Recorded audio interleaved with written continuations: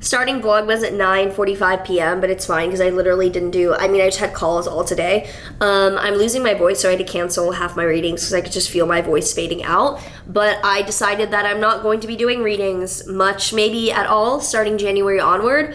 I just have embodied, this sounds fucking weird because never anything like that this has happened to me. But over the past literal 3 days, you could say, I have undergone an incredible energetic shift to a degree that I've not ever experienced. Now there's some things in my chart that did show some pretty specific intense emotional changes. And it's a different thing to live through them. My hair is just a fucking mess. We're gonna go over to my bed area over here because it's just more fun to film when I look decent. So I want to give, Jesus Christ, almost fell. I want to give some updates to my content, my life. This won't be a mental health update because that's not due, but just some things that have shifted because just today, I could feel an urge to already begin, but I can't really shift things already. There's scheduling, there's things I have to do. So I am not going to be doing daily horoscopes or private one-on-one readings to the degree that I had. This is mainly because, for one, my daily horoscopes do not get as much engagement. I know that a lot of people, or not a lot, some amount of people did respond saying oh no, we'll miss them, but I can look at the views compared to everything else. Of course, not everything I do is about views, but I would be lying if I said that I'm an entertainer. I love making things that other people love, and if the audience is not responding well to those things, and they never have, it's never been really my engagement driver, I've decided that I'm probably either going to be stopping those entirely or moving them over to a different kind of platform, maybe subscription kind of thing, so I can feel if I am doing them, I'm getting compensated. I might do it on Instagram where it's 99 cents or $2.99 or something for a subscription for that content. It would not be pricey at all. I just would feel well, if a few thousand people are watching this, then I do want to some amount of 99 cents or something stupid. Also, I think that with my life, I cannot promise private consultations anymore. It was an awesome few months of me offering them and being yeah, I'm excited about this, I want to move forward with it. And there are different seasons for readings and different seasons for meeting with people one-on-one, because with my life, it's not so much that I am just an astrologer. That is what definitely got me where I am today, that content and everything. But I'm at a point where my life has so many other opportunities that don't allow me to meet one-on-one with people in a way that I think these people deserve, because I can suddenly get a call that I have to take a trip. I'm talking with my manager, I'm I have to be in LA next week, immediately. That meant my travel days, I have to contact all 3 to 4 people I have readings with every single day and be hi, I really need to reschedule. And there's some times when that happens 2 times for a person. It's so inconvenient for that person. I should not be doing that. I should just not, my life is too crazy for committing that much to readings. I think that I can do last minute readings where I'll just open up availability that weekend and I'm yo, I have availability open. That's what Feel Good does, and I admire Feel Good a lot on a huge human macro level. I think his teachings are impeccable and I really admire them. So those are the major changes, and then also focusing more on long form content and magnum opus pieces of creativity, you could say. I do enjoy going out in public and talking to random people about astrology. The problem with doing it in Times Square is that people don't speak a lot of English, and it's incredibly hectic to where it's difficult to actually pin people down because everyone is running everywhere. So it did not work out that well in Times Square, but I'm gonna be in Washington Square Park more often because that's the best place to do this. There's police nearby who can see if anything gets out of hand. I appreciate that. I appreciate being in New York. There's now more NYPD in subways, which has helped a lot. So I'm someone who appreciates when I see that increase going on everywhere. But contrary to my 2020 random ass delusional era, I'm glad that Maren woke up. Never mind. I'm not even gonna get into that. If you have been here, you've seen, and we're back to reality now. But enjoyable in-person content, and then also my podcast. I am doing my podcast. I just have to set up with my manager a good schedule of reaching out to guests, the season type thing, whether I'm in New York or LA. If I'm here, I need my couch upholstered so we can have the cool blood couch and all my apartment done. But I'll need to do an LA season 2, and then I have a podcast network deal that I'm working with, and we need to sort out some things as well, get all the camera gear in, sound tech video guy. So I just feel like I'm over, like on my TikTok For You page, for example, my For You page at one point was like a lot of finance and a lot of business, and then it was a lot of self-help and self-development. Now it's like all 16 to 17-year-old girls who are pretty with like a slight filter on.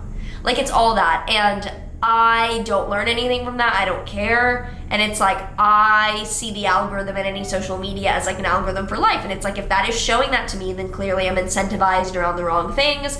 Namely, I'm terrified of aging. I'm terrified of being too old to have an impact. I'm open about these things. So when people are in my comments like, you make me feel so bad, I'm like, that's not the intention. I am feeling bad. Like, you know what I mean?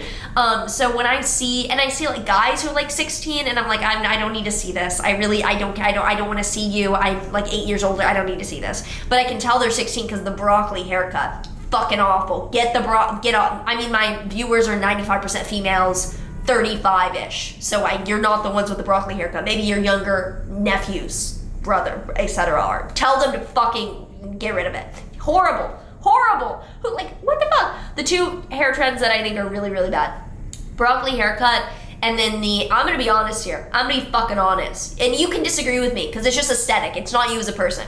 The micro bangs on women. Okay, I think I don't know. It's not, no, whatever. So those are the major changes in my content for next year, are that I will not be doing dailies, but that will give me the availability to do higher quality content more often. And as some of you all like could like see in my stories, I'm also experimenting with like sound, you could say. I'm not saying specifically what I'm doing with that, because any exact proceedings around them will be kept private, because I need footage for a fucking documentary one day. That's what we're doing here. Because that's how this is the way I see my life. And I decided this very early on about myself. I was like, if no one is actually going to put me as the main character in their movie, I'm going to make my life a movie where I'm the main character, and I'm going to have screens continuously documenting that, so that if I die and there's no immortality by the time I'm like 25, 26, and there's nothing that can preserve this forever, then at least I will have all this documented my fucking self. Because if someone else isn't gonna walk around with a camera around me because I wasn't born as like Britney Spears or something with that no, then I'm gonna do it myself. So I have files of things that are like compilations of certain clips that I think could be documentary footage one day. But most of that I do just post online. But I have some things like my apartment and doing stuff for this that's gonna be like an overall video. That's gonna be like a year's worth of video, because it's gonna take a long ass time for everything I need to come in here, honestly, if I'm really honest. But I saw this choice to make more serious content as like a direct up-leveling of how do I want to see myself. I do not want to see myself as like, oh, because this is frankly what I am if I qualify myself right now. And you don't have to say, no, you're not. Because I fucking am. Like, D-list influencer with some potential because she's young and hot. You know what I mean? I should instead be like, oh, you had incredible creative works that are now timeless, so that your age is not quite as relevant. I'm thinking of people who are like, the number one person that comes to mind that I admire, like I actually use her a lot as an artist. I think Hayley Williams is an incredible example of like early works with Paramore, these songs that live on forever. And she herself is now in her 30s, I believe, but like still has that essence of like the person that wrote that when she was, younger. And the irony is that I respect that, and I don't listen to Paramore that much because it's not quite metalcore with like the specific sound that I would like. In fact, I don't think there's like anyone doing the kind of sound that I would want to do, which is like the main driver for like fucking get it together. I'd say I'm like losing my voice because I keep trying to learn how to scream, and I'm going through the phase where it's like, is that safe? Is that vocal fry?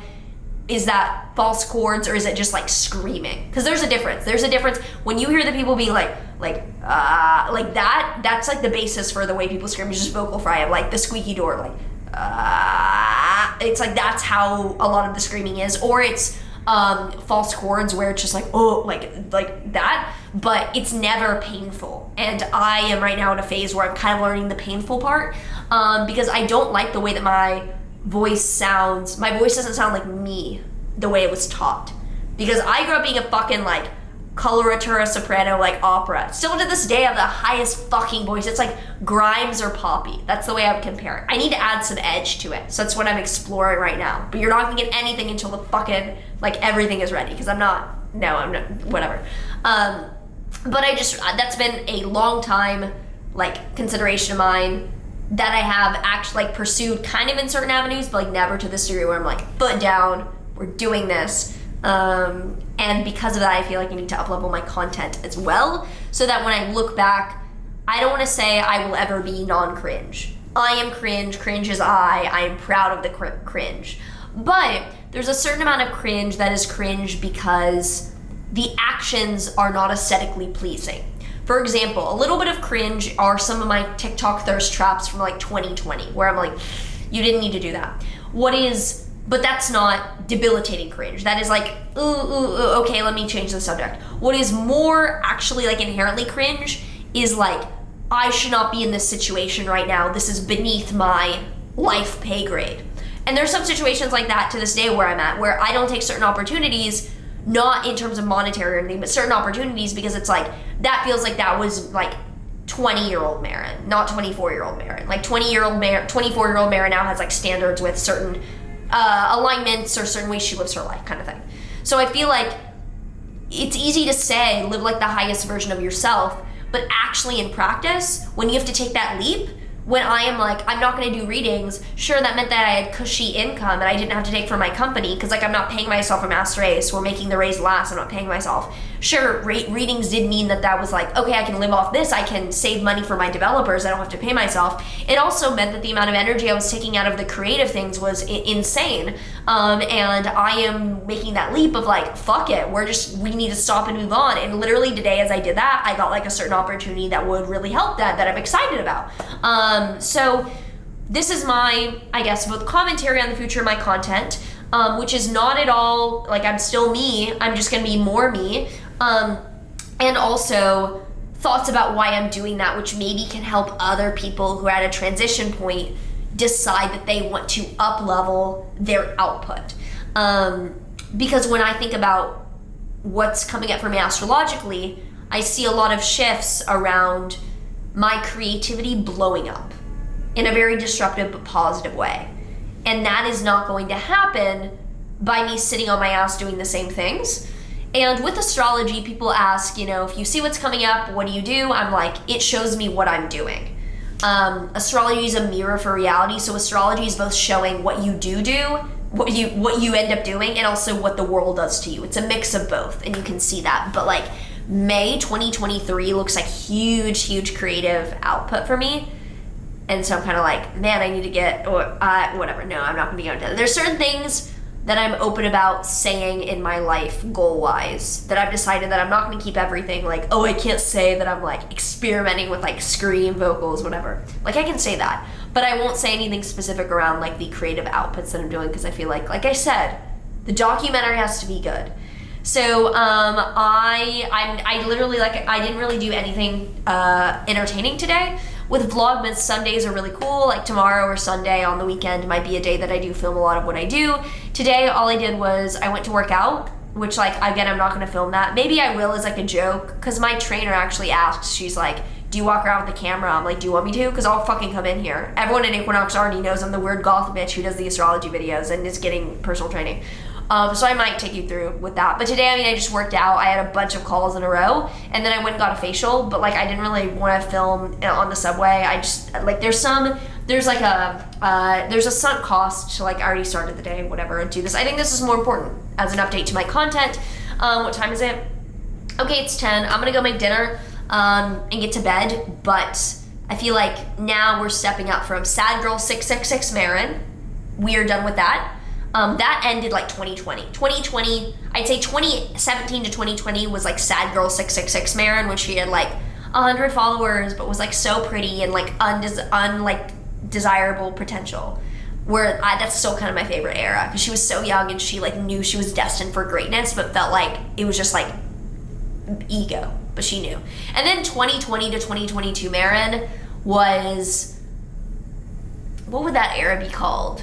Like cancellation victim Maren, where I wasn't victimizing myself, but I just felt like, oh my God, we're all beating me down, like sad. And then after that most recent video where I was like close to roping, like I was close, and I'm open about it when I am. But after that, the shift that has occurred of like, do not fuck with me, like how dare you, jokes on you flies, you're maggots.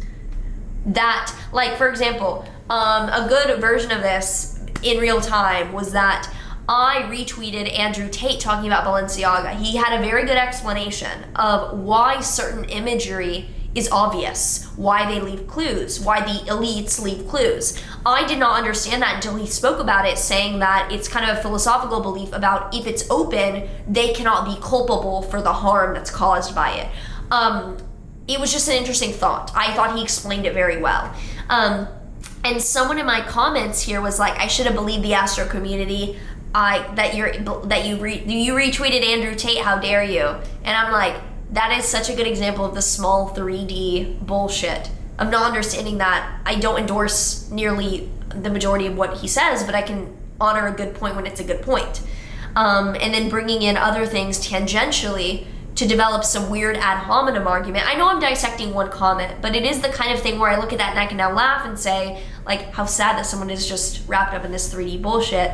Not that someone could say that about me commenting on Balenciaga or whatever, but I just think it's an interesting case study of intention and of strangeness in the world, because that was just beyond disturbing, very strange. Like strange to the point where I hope all the people that